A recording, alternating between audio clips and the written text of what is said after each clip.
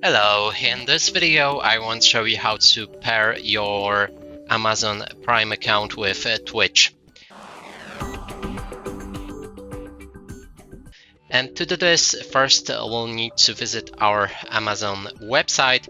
Here make sure that you're logged in to your Amazon Prime and click on your account.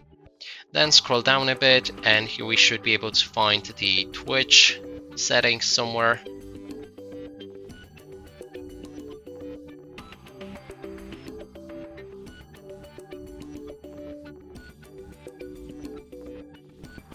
You can click on Ctrl F to find it.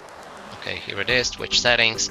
So click on that and that way it will transfer you to Prime Gaming website, and now we can link our account. If you don't see any Twitch accounts right here, then open a Twitch website and log into that account, then refresh this page and it should be visible. Now click right here to link it.